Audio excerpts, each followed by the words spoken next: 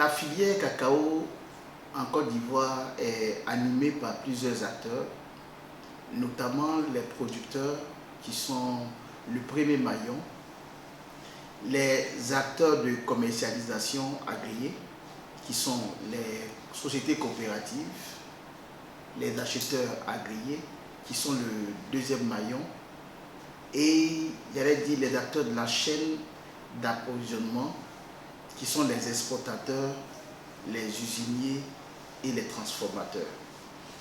Nous allons parler un peu de l'activité des sociétés coopératives.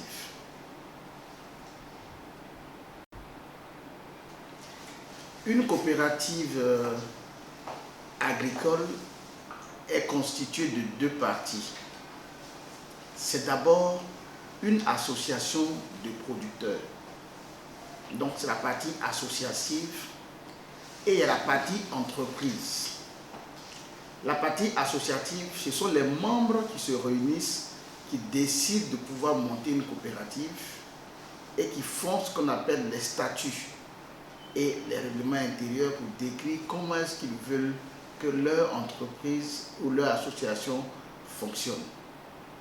Et en leur sein, ils désignent, il faut élection, les membres du conseil d'administration et qui par la suite définissent et désignent un président pour pouvoir, pour une durée de 3 ans renouvelable, selon les statuts, voilà, qui peut être modifiable selon les statuts, pouvoir assurer les rênes de leur activité. Ce conseil d'administration est chargé de la mobilisation des membres, de pouvoir donner les directives au comité de gestion et de pouvoir trouver les ressources pour le bon fonctionnement de leur association.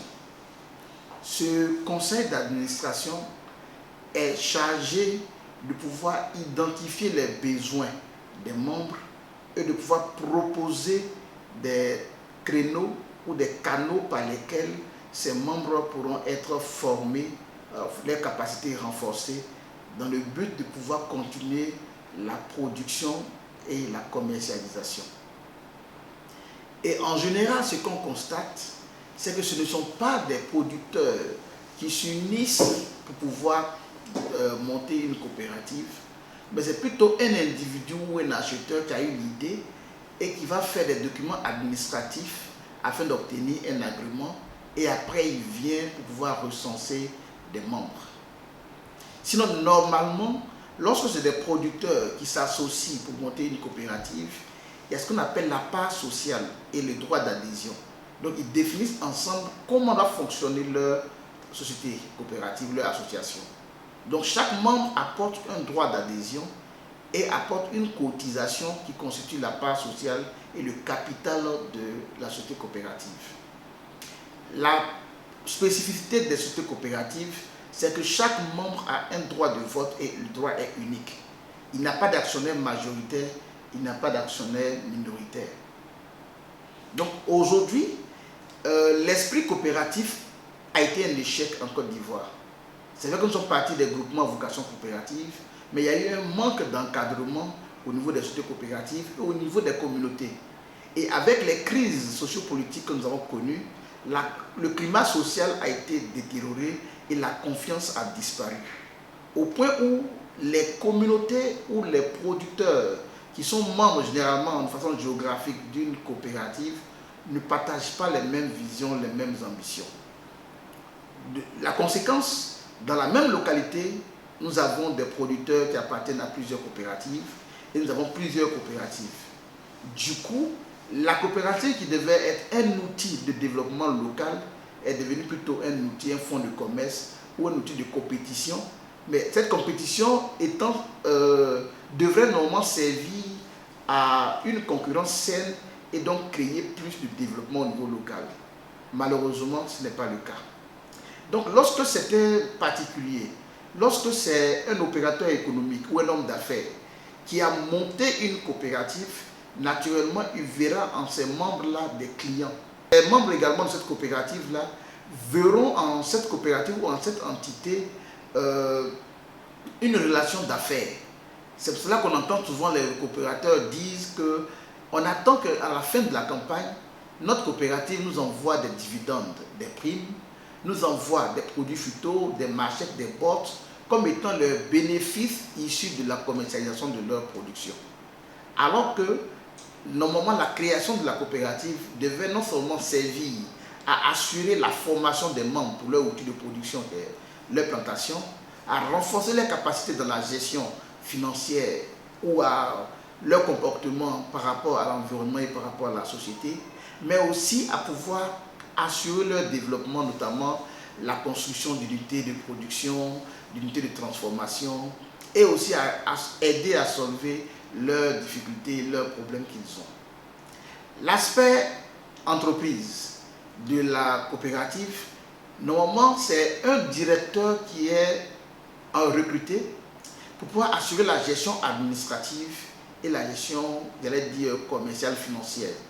Ce directeur reçoit le mandat du conseil d'administration et c'est lui qui identifie les besoins en termes de personnel, qui établit un budget prévisionnel, qui fait des démarches auprès des exportateurs afin de pouvoir trouver des contrats de commercialisation et donc des débouchés pour les produits.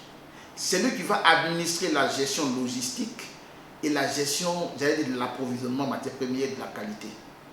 Et en fonction de la taille de la coopérative, cette administration-là, le nombre de personnel de cette administration va varier. On peut avoir un directeur, une comptable ou un comptable, on peut avoir un chargé du personnel, on aura des responsables de projet qu'on appelle communément ADG ou administrateurs de groupe, on aura également des encadreurs ou des paysans relais ou des coachs qui sont chargés de pouvoir assurer la formation des producteurs. On aura des délégués et des magasiniers qui sont chargés de précollecter ou d'analyser le cacao dans les sections avant d'envoyer dans le magasin central.